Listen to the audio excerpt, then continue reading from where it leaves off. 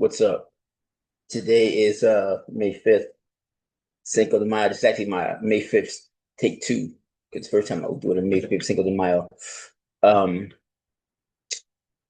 podcast recording. I didn't hit the record button, so I didn't get it recorded. So you didn't have it. But it was pretty good.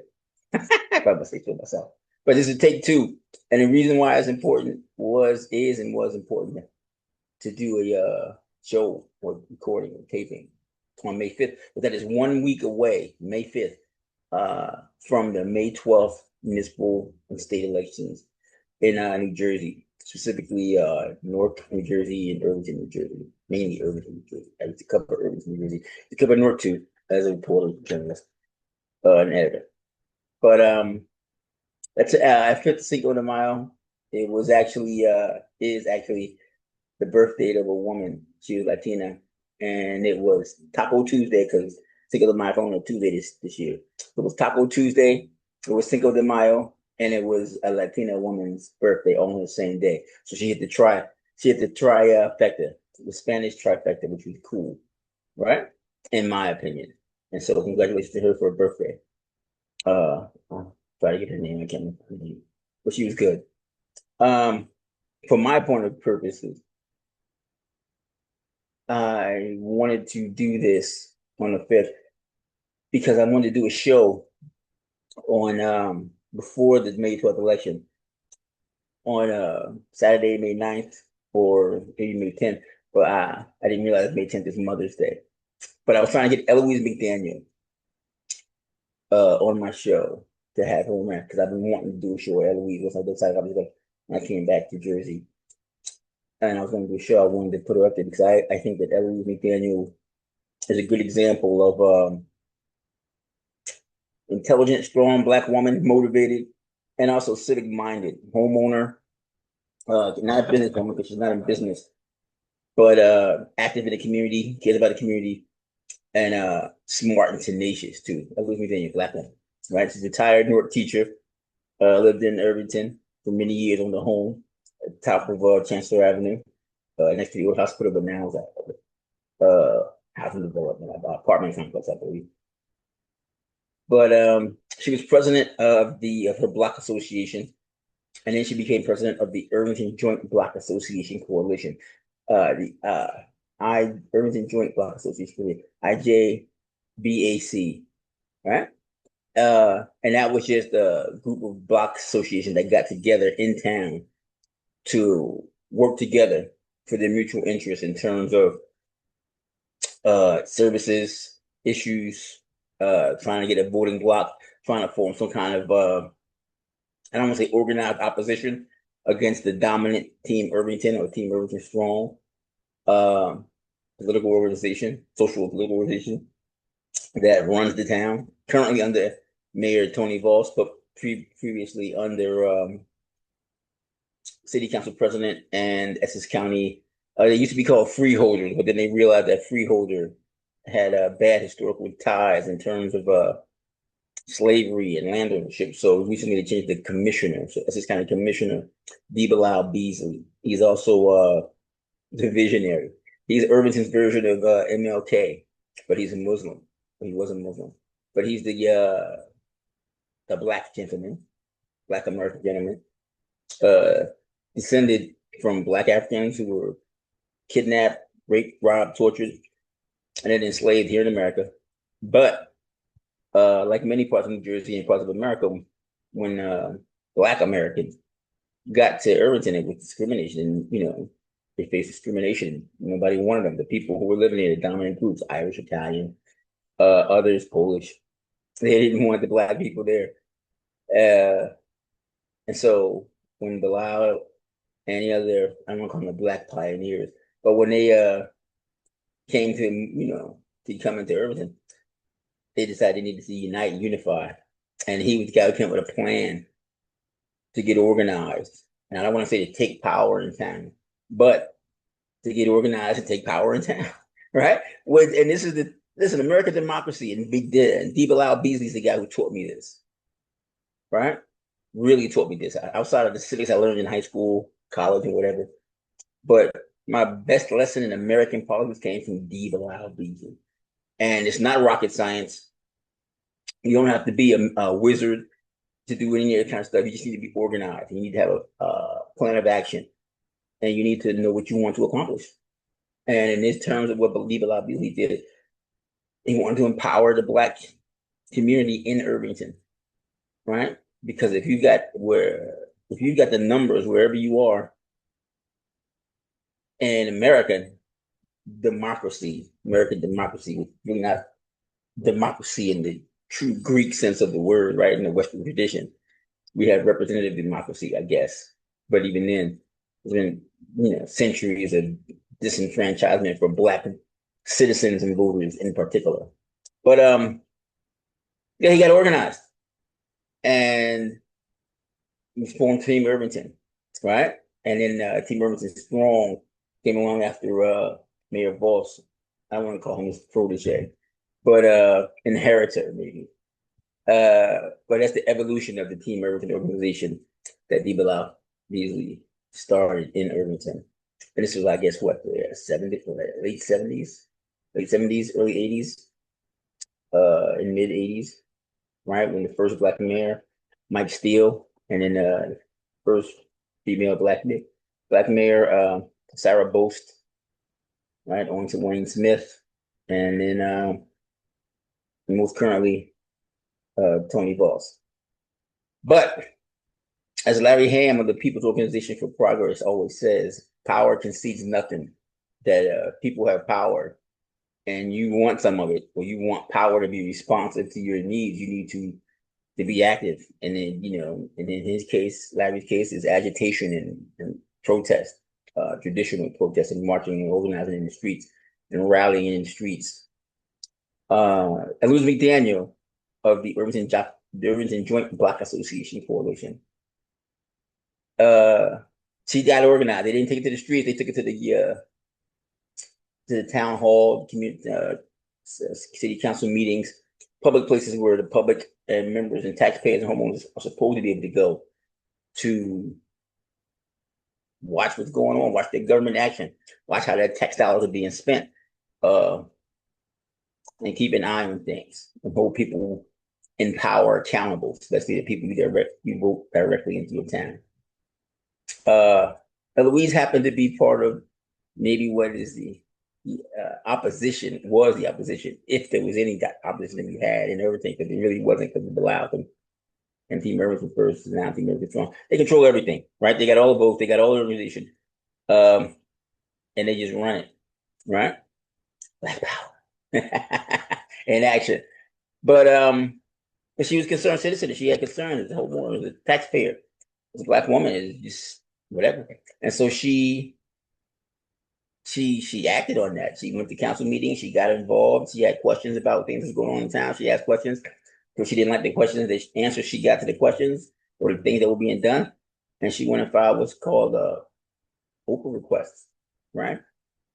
Democracy, whatever form, representative democracy, true democracy, it requires participation and active participation. You can't just sit back and watch it work. That's what these Black elected Democrats in Congress have learned recently. They should have known, right? If they had Bilal Beasley, it wouldn't have happened to them. But with the recent Supreme Court ruling in terms of the Voting Rights Act, right? You can't just sit back and let things go thinking it's just going to take care of itself. No, you got to be active, right? Because once again, power concedes nothing.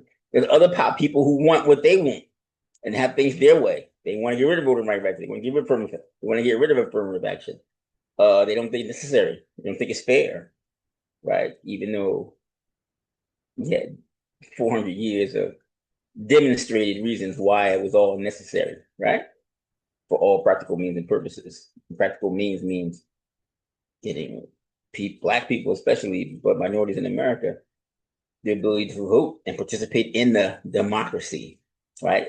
How can we have democracy if you're actively trying to prevent me from participating in that democracy, right? With rules and laws that's targeted directly to disenfranchise and take away my vote. But I digress. This is about Elouise. But it's all in the same vein, right? What happens when the local levels rises to the national level? And because national elected officials, They get elected by the community. It's a representative democracy in America. But anyway, and so Louise got in trouble. She's agitated. She doesn't live in town anymore, I believe. Mayor Ross, his name is Mayor Tony Ross, but his acronym is MTV, right? Like the old music video station that is no longer relevant. But MTV is very relevant in Irvington, and I guess Essex County politics as well, right?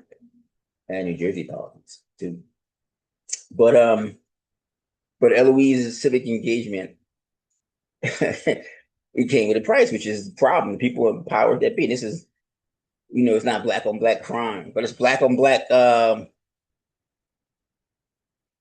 Because Irvington and the officials are black elected officials, and it's Elouise is a black woman, and she's a homeowner and a taxpayer, and so there was some friction, and so it's not racial, hopefully, right? But it's just what goes on in government. This is why people don't understand what government is and what civic engagement is, you know. And she had problems. But recently, even though she's going from town, I respect Elouise. Not like Elouise. Not like what she was doing and what she stood for and what she still stands for. But she got recognized by, I guess, a national uh, uh, college foundation. I guess they call it the Sunshine Festival, and it's really about the Freedom of Information Act, which allows American citizens access to the documents and information of the government.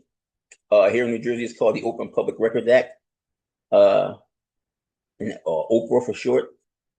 But and overall, it's called the Sunshine Law because the idea is that you have all these backroom dealings that are done in the shadows and in the darkness, and you need some sunshine or some light to shine in and dispel the darkness, right? Or to shed some light on what's going on so that people like Elouise, taxpayers, homeowners, concerned citizens, parents, mothers, right, can see what their elected official, what their government is doing, how it's run, how it's supposed to be run, how it's not being run, right? It's to hold people accountable and keep things nice and safe and to keep people informed, right?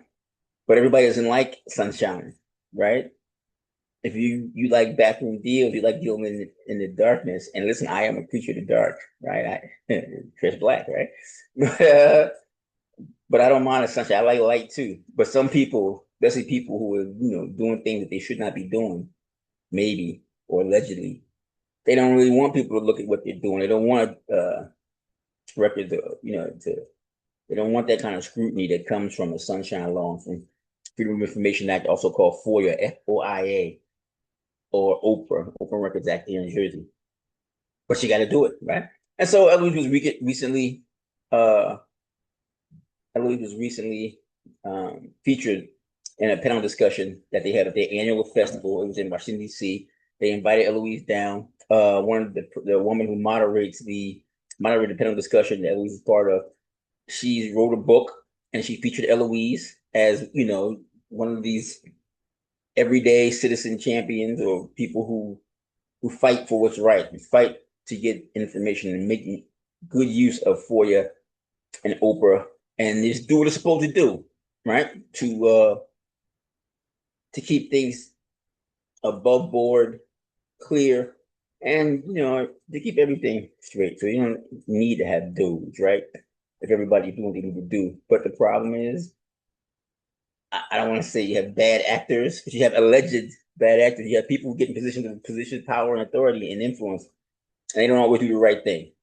And you need to know what they're doing to tell them to stop doing it, because they're not going to stop because that's what they like, right? And so Elouise is one of those people who want to them to stop what they're doing. So I'm going to interview her personally, have her own show on Saturday, May 9th at 1 p.m. She agreed to come on, and I want to do that because I want people to see and hear who Elouise is, and also to see and hear what it takes to make this, American democracy work, right? Even though they only think we 3/5 of a human being. But anyway, let's get away from that. And so I'm going to share my screen if I can, right? So let me see. Let me see if I can share my screen and let you guys see what Elouise did when she was down there.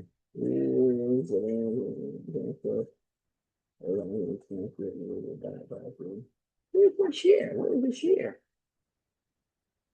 Oh, there's the share. Oop. And I want to go over here. I'm going to click on this, and then I'm going to share it with you guys. And here we go.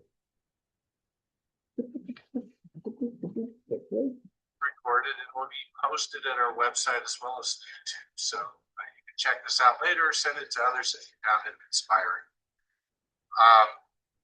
All right. Moderating this panel will be Miranda Spivak. And Miranda, as many of you know, is a local hero, a champion herself.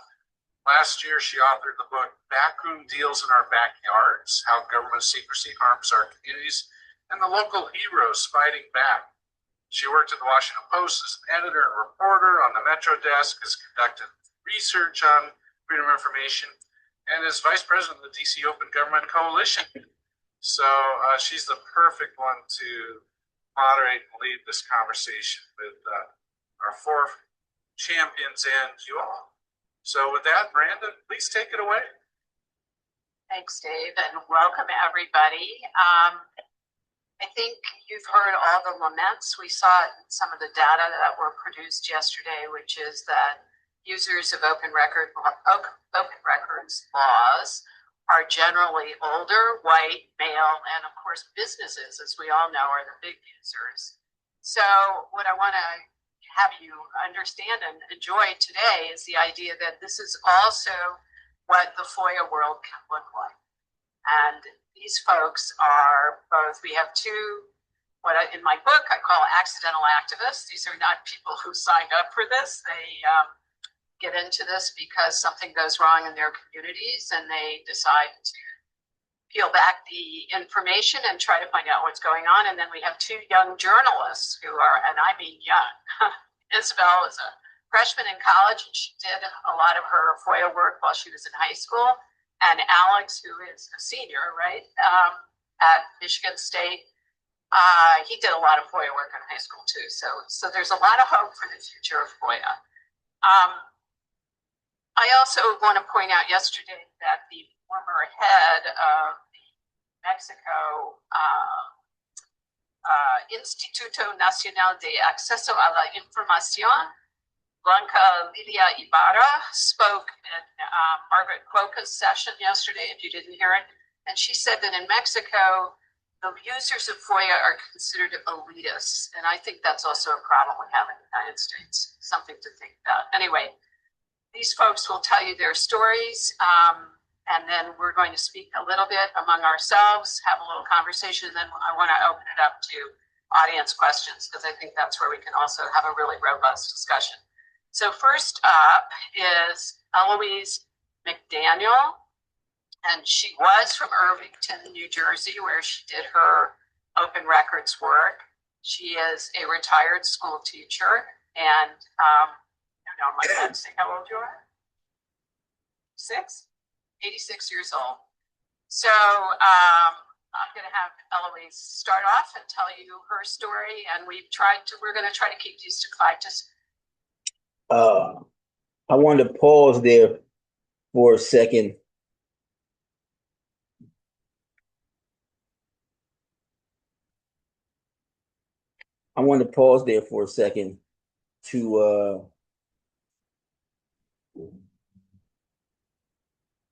To show that picture. I'll share it again. The picture of Elouise sitting there.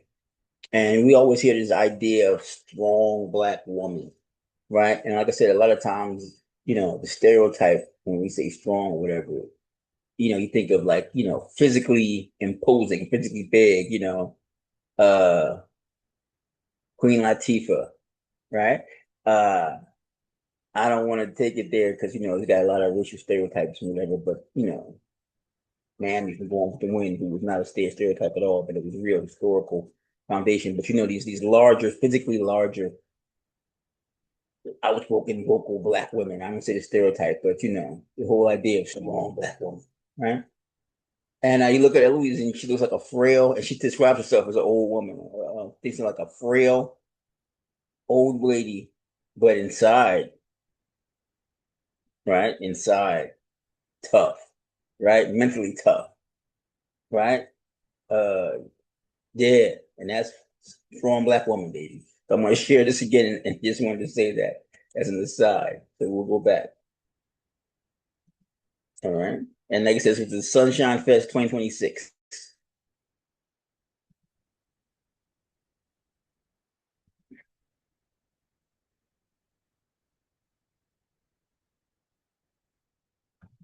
Seven minutes apiece so that we have plenty of time to converse with you and among ourselves.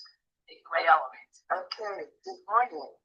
I'll go through my little outline, and if I have time at the end, then I'll come back and explain a little bit. But I was curious and worried about how taxpayers' money was being spent in my town. That's Irvington, New Jersey. I knew about the New Jersey government laws from some work I had done in 2024, when money was spent for Irvington mayor legal expense, when he was not sworn in as mayor and he did not have a job in town hall. And I put in an open request for that, and I received from the open request, they stated that they didn't want the cost to go $75,000, but in the end, it went over $100,000 of taxpayers' money when he was not the mayor and didn't have a job. And so here's what I did. I filed OPRA requests, and here are the problems I encountered. Information blockade. I got some help from the League of Women Voters. They heard about some help. And okay, I got that from the League of Women Voters. And they heard about me and my effort because of news coverage or some other reason. I discovered that the rent leveling board of the township did not seem to really exist. Yet the business administrator collected $140,000 stipend for his work. I don't know what he did. And I was intimidated, harassed, and not given time to speak out. When we went to council meetings, the mayor would come in every council meeting when it was supposed to be for the citizens to come in and voice their concerns about the township issues. The mayor would bring in a group and have them sit, and when someone got up like myself to speak, and they would clap, yell, scream, and drown you out. Therefore, we couldn't, get anything done through that, and it was difficult, very difficult. So the results of all of this is the public found out about the mayor's problem, mismanagement of funds.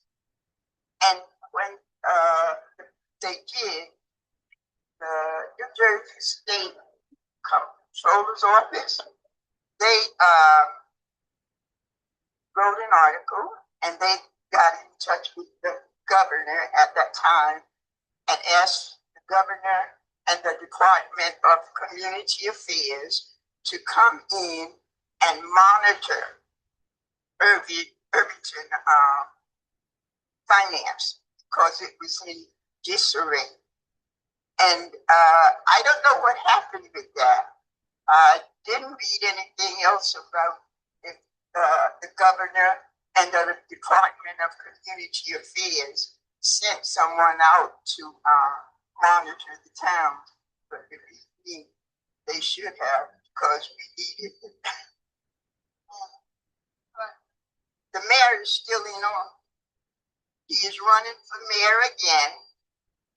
This will be his 4th term if he is elected. And that's about what happened.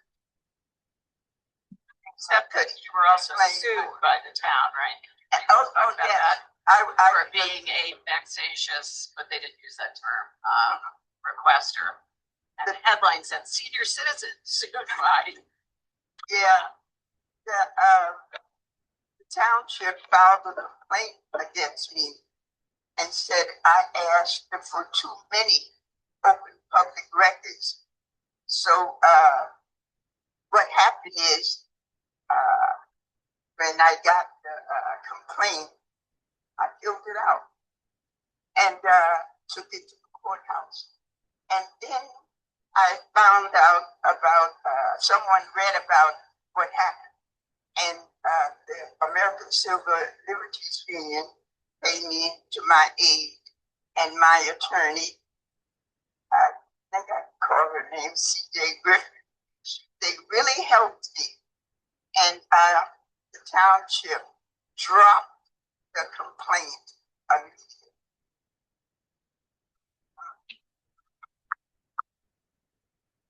So sometimes, as we know, it's hard to do this alone.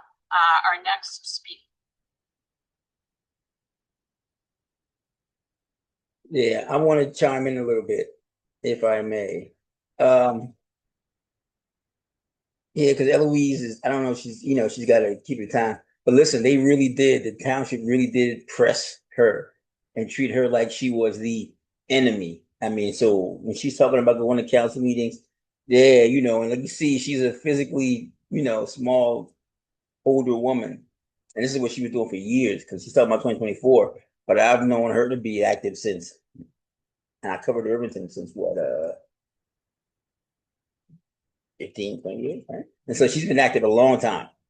But once she started asking these questions and making these OPRA requests that the administration did not like or did not appreciate or did not want to be made, yeah, they would try to physically intimidate her. She'd walk in, they'd be bumping her around and moving her around, have things to say, giving her nasty looks, doing 30 things, trying to block her from coming to meetings.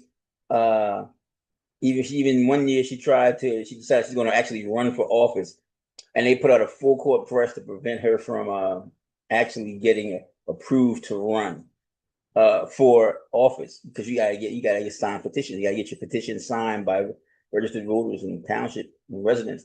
You gotta submit a certain number of petitions, and once they get submitted, they get verified, and you can run. They challenged her petitions. They all looked okay to me, so they had to go to court again. She was in court, and I think this judge, because there's a letter of the law and then there's the spirit of the law, and he is this judge, and then there's real life politics, meaning that even though you have team members as strong in Irvington, it's also part of the larger Essex County Democratic Committee, the Essex County Democratic Organization, and Democratic politics in New Jersey. New Jersey is a blue state, it's run by Democrats. So anytime you hear anybody who runs up against power, right? Whether it be red power to Republican states or blue power, then you have issues. But this judge was part of the appointed, because judges get appointed, they don't get elected in New Jersey. And so, he ruled against her throughout her petition, so she couldn't run. But I thought that was a bad ruling, right? Because everything seemed like it was okay to me, but the judge just didn't do it, decided not to do it. And then also, when they tried to ban her from meeting, they actually sent a cop to her house with a notice from the mayor in the town. You can't come to meetings anymore. And that's illegal. You can't do that. Unless somebody is like a physical or sort of violence or whatever, you can't. And the cops have said, whatever, got to unwatch. But even then, because Conrad McPherson got into it with the mayor before too, and it was a physical thing. He's a younger black dude. And he's like a physical threat, right? But you can't ban you can't ban a taxpayer, a citizen from going to a public meeting, a council meeting of their elected representative. You can't do that. Yeah, they sent a cop to do that, and they, because it came from a cop, he's gonna go, oh Lord, it's the cops. I can't go, right? So I mean, powers there to be used, but and this is what the FOIA and what about OPRA and about Sunshine Law all about. Power can be abused too, or taken too far, or people misused. And yeah, that happened to Elouise a few times. So I'm gonna fast forward a little bit more, give a little bit more Elouise, right? If I can. If I can. While I have you guys here. Like I said, this is like a prelude and a preview to her coming on my show on Saturday. That, giving some people a look at who she is and what she's all about, and what she's done, and why I believe she is interesting and relevant. Because the stuff that she brings up and been through, that's all stuff that's still going on today, even though she doesn't live in town anymore.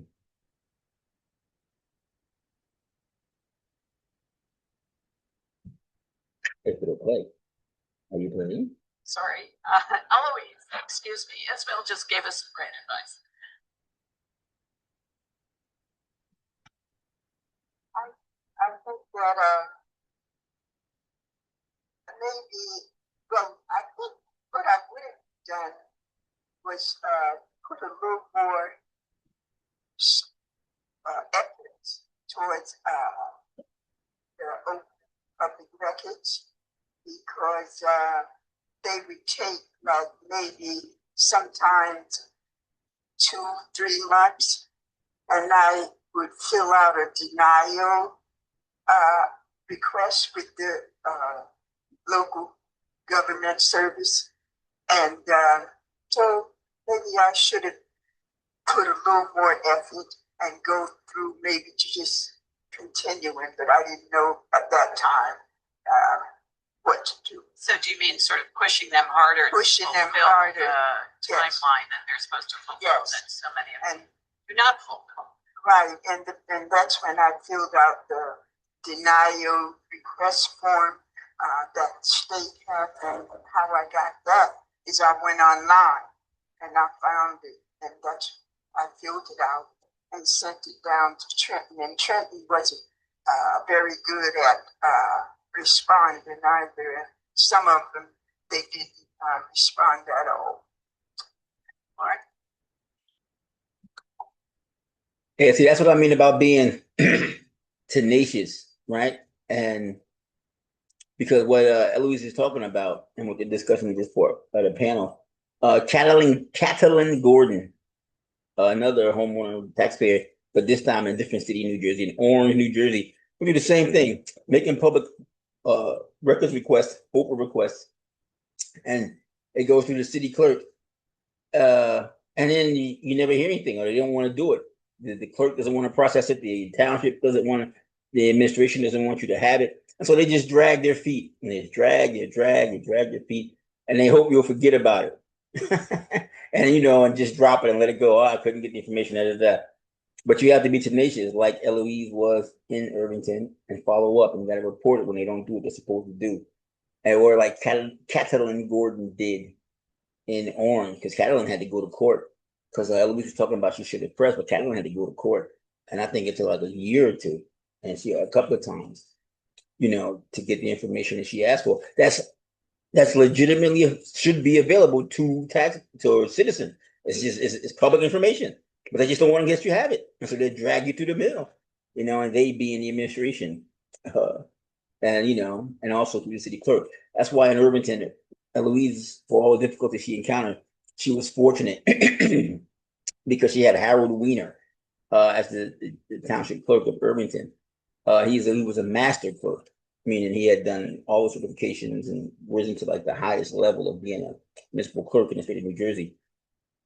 But the thing is, in New Jersey, I don't know about in other states, but I know that in New Jersey, the clerk even though the city clerk or the township clerk or the municipal clerk works in that town and for that municipality, and for that elected body, the council, the clerk does not answer to local politics. The clerk works for the state. The clerk is the official keeper of records for that municipality on behalf of the state and for the state. So clerks don't have to play politics if they don't want to, or if they don't have a lot of leverage into doing it. They just need to do their job. They can't really be fired and for just doing their job, which is answering open requests, doing things for the public. You don't have to take the administration line, because clerks can only be fired for cause. I mean, you got to build a case against them. You got to build a record and show the state why this clerk shouldn't have this job or should be replaced. You got to show and prove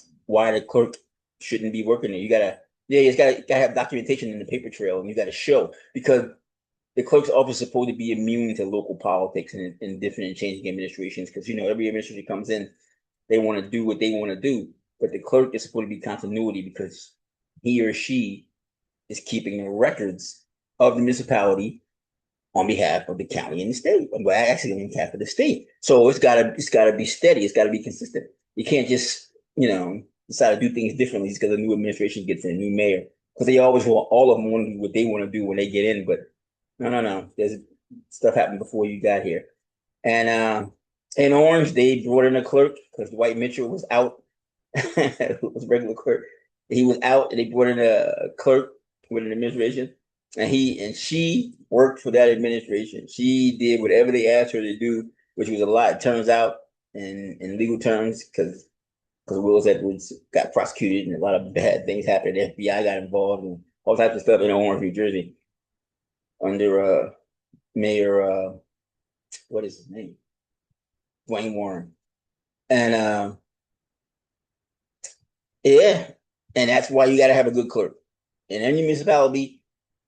You got to get a good clerk, a good BA, and a good CFO. If you got a good clerk, a good BA, which is a business administrator, which like runs the actual business of the city on behalf of the administration, and a CFO who handles the finances for the municipality, you know, clerk, BA, CFO. If you got a good clerk, good BA, good CFO in New Jersey, you good to go. But if you don't have all three, or one of them is not as good as the other, or whatever, you're going to have problems. And that's where most of the problems come in, because the BAs answer to the administration, right? It's just like the regular, it's like the national federal government, separation of powers, right? The clerk is not the judiciary, but once again, the clerk answers to a higher authority than the municipality. The clerk answers to the state, and so they don't have to do whatever. And Harold Weiner, you know, he facilitated all the requests that Elouise put through. He didn't try to block her, despite the fact that Elouise was persona non grata with the Voss administration and other elected officials in the township of Irvington, where she lived and paid taxes. Yeah. And like I said, I put her up here because it's interesting, because you got to see what it takes and the consequences of that participation, because people don't always like it. The records. Do this, before you know something. And of course, the problem there is that most people don't even know this exists until they need something. But I think that's also just, there are plenty of people in government actually who do want to help you. I know that sounds hard to believe, but it's absolutely true. That was Harold Weiner. What about the hostility that you encountered? How did you deal with that?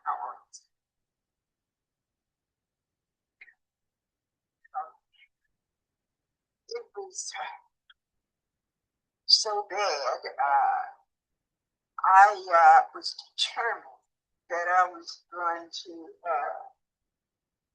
help the citizens in Irvington, because we have a large population of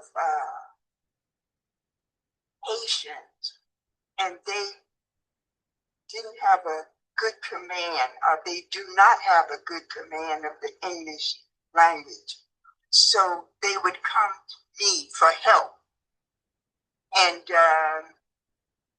I was intimidated, harassed when the town found out that I was helping the Haitians, and they wanted to know what was said in the council meeting, and some of them wanted to know how they could help, but they couldn't do much because, like I said, they didn't have a good command of the English language. But I didn't stop.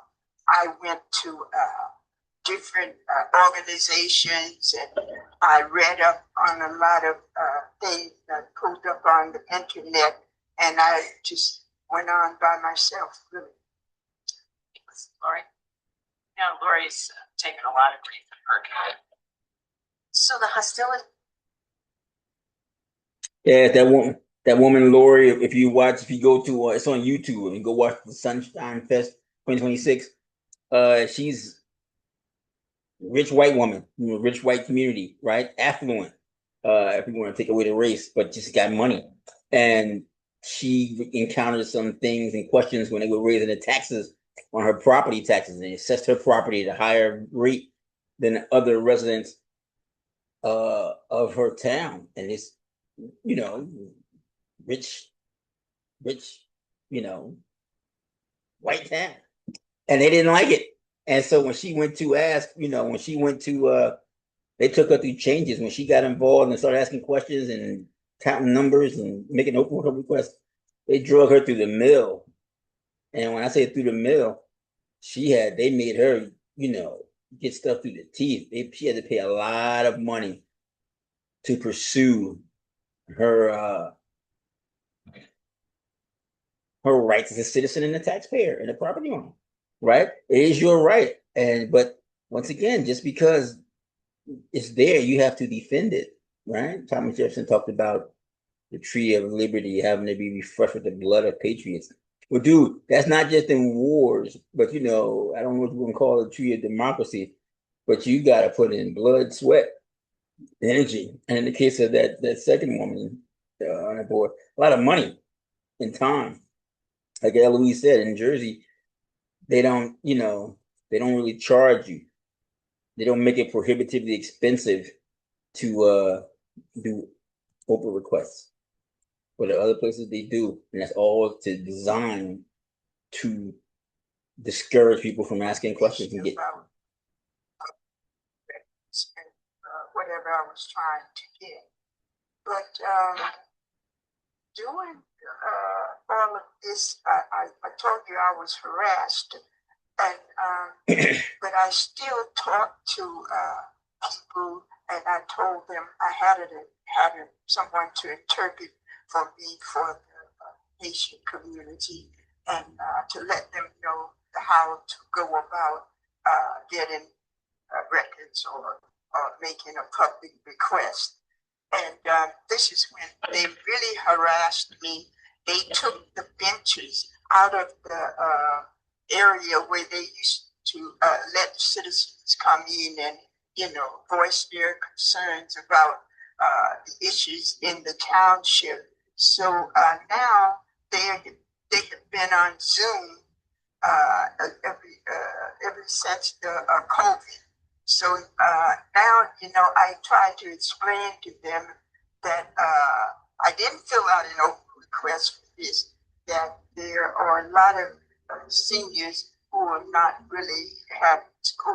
have good computer skills, which I know a little bit.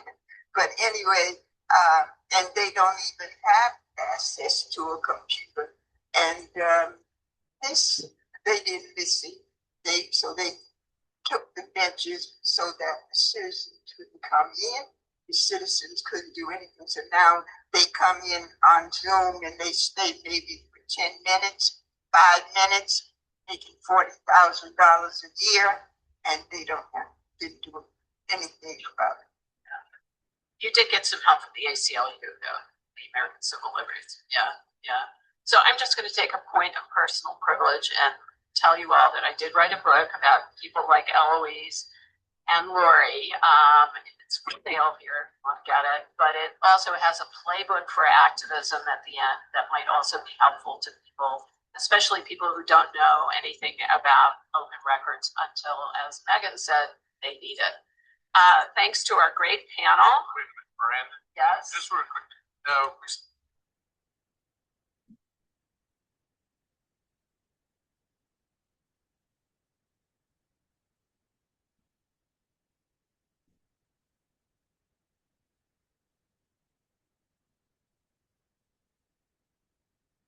I want to back up a little bit. I'm trying to back up to where we talked about the actual cost of getting filing OPRA requests. Like I said, in New Jersey, there is no cost. You don't have to pay anything.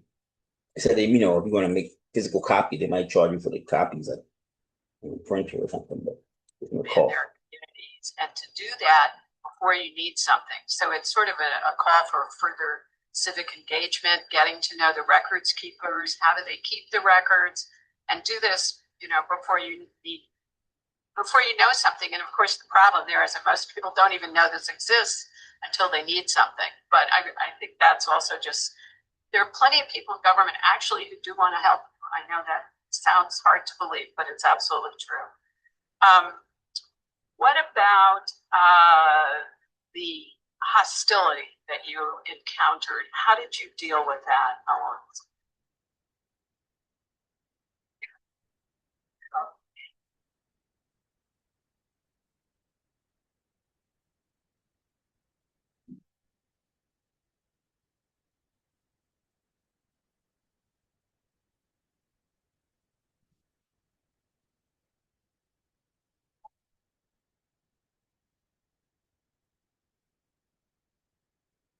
Sorry. Thank you all. Good morning. Thanks for sharing your incredible stories with us this morning. I'm Eric Ferrero from the Fund for Investigative Journalism, and I'm wondering if you all could just share a little bit about this. I know varies state to state, how much you had to pay to get the records you were after, and whether one strategy these agencies used to try to box you out was pricing of the records.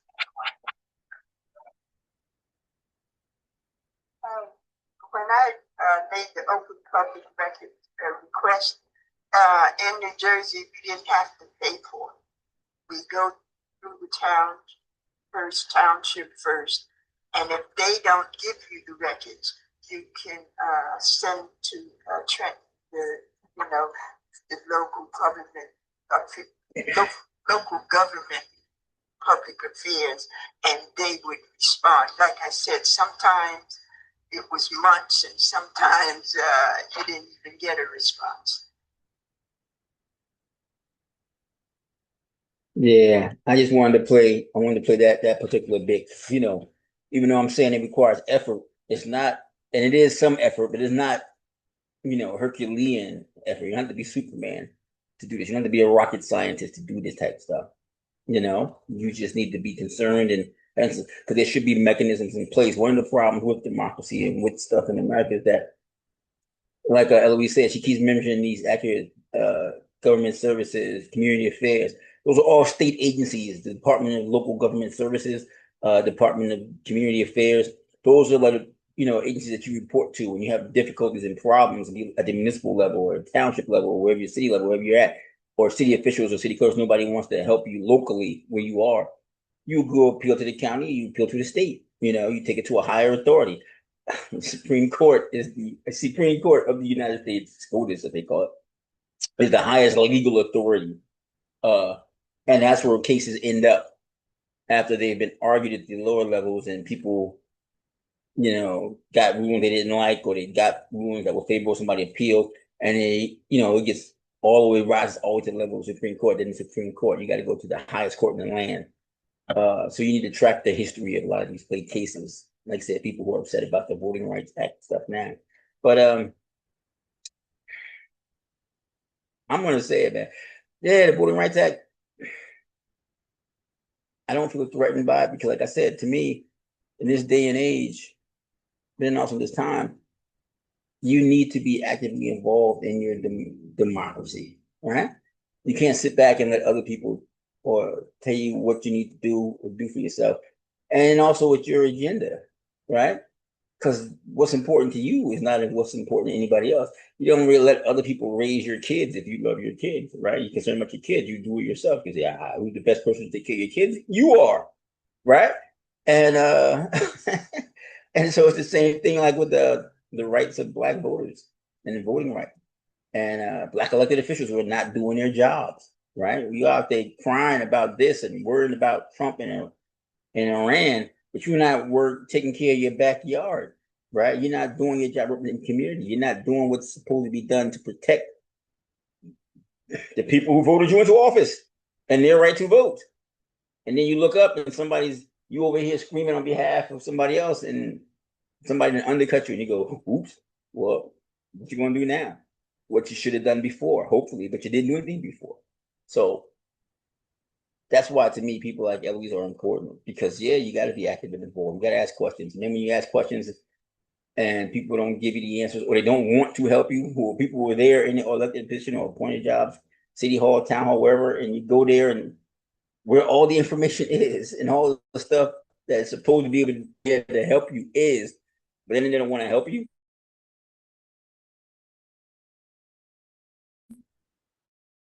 I want to give you gotta take the next step. And so to me, the Voting Rights Act, okay, right? This is America. And when I say that, they say, oh, this is the rule, this is the ceiling, this is how it is, this is the standard. But then they go and change the standard. And so it's been happening for hundreds of years, especially through Black Americans descended from Black Africans that were kidnapped, raped, robbed, tortured, and enslaved. It's been happening a long, long time in America, right? And it's not right. And that's the reason why you needed the Voter Rights Act. It's the reason why you needed the affirmative action, trying to redress historical injustices and stop from happening. But now the argument is, well, it's all been addressed. We don't need them anymore. That's outdated, right? Is it? Right? But that happens because people abuse those rights or people misuse those rights, voting rights, right? Out there in Minnesota, they come in here and they scamming daycare, right? For millions of dollars, other people. And so, it's you got to participate and you got to be aware. You got to look around and you can't just have your head down trying to look out for yourself. I mean, you can, that's how it's supposed to be. That's whatever. But then when you look up, things happen because there are other people working for their agendas. And so I think Elouise, now that she's a model for what you should do. But yes, I thought, like I said, intelligent, strong Black woman, motivated, asking questions. And then, the funny thing about Elouise is, a lot of things she did, she talked about working on behalf of the Haitian community. Because there is a large Haitian immigrant community in Irvington. And they got the numbers to run the town, but a lot of them are not legal. And then also they don't know how to process votes. Right? And if I'm in power, do I really want to give it up and let some other people come in and take it? Because what are they going to do with it? They're going to probably do it, But people come to her. She's been number one. She got known as someone who stood up to power, asked questions, and wasn't afraid. There's a lot of people who come to her with information, and a lot of stuff she does, not as on behalf of other people, but she'll get a tip, let's say, and then she'll do her due diligence, research it, look it up, listen to this, go ask questions, go find whatever, and then take action, and then leave a paper trail. Right? File the proper paperwork, contact the state, the DLGS, DCA, whoever else, the proper authorities, and then let them do what they're supposed to do, whether they actually do it or not. Because you have to show that you've done what you need to do. Especially when you get to court, because you gotta have a paper trail, right? And Elouise is tough because, like I said, they've got an administration that's got a township attorney and hired attorneys, but then this is the only one I've seen. It's got like 4 or 5 law school graduates just working in the administration. They don't work as lawyers, but they've done everything short of passing the bar or whatever, but they're like a lawyer. So you got what you end up having is a litigious meaning they like to litigate. Litigate is what it's called when you pursue court actions and legal actions in court. File a case, that's called litigation. And so you have litigious people who like to litigate, right? They've been trained as lawyers, they know how to do as lawyers. And so when things come up, what do? We start litigation. You don't like it? I'm going to litigate. I'm going to sue you. Right? But that's one of my other pet peeves. right? Using the law against black people. Black people using the law against black people.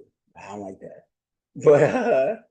But even when that happens, like it happens to Elouise, you gotta stand up and fight. And then hopefully you get some help from the ACLU, which is the American Civil Liberties Union.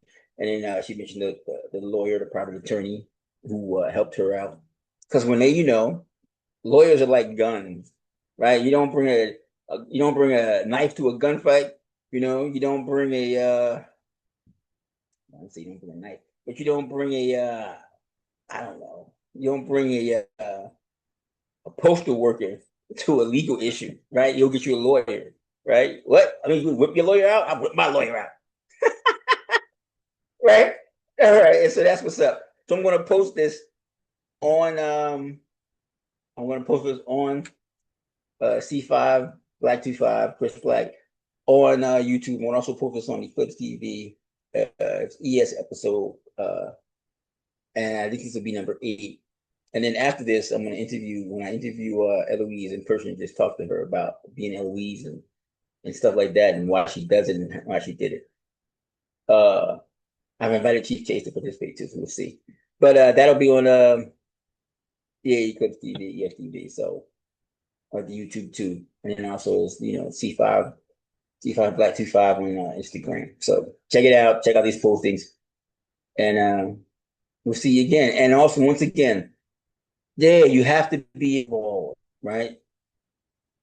Yeah, anybody, even if you own property or not, if you're a citizen of this country and you like to be a citizen and not be harassed and not be whatever, you gotta have some. You don't have to be political, like they say, politics, but you need to understand what's going on so that people won't just tell you anything and do anything to you, because caveat emptor should be the unofficial American motto, which I think it is. And caveat emptor is Latin. It means buyer beware. And that's a fact of life in America.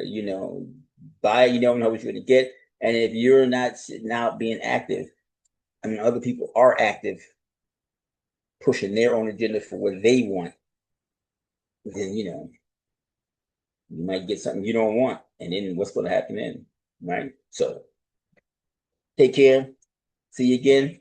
I hope I recorded this time, right? All right, bye-bye.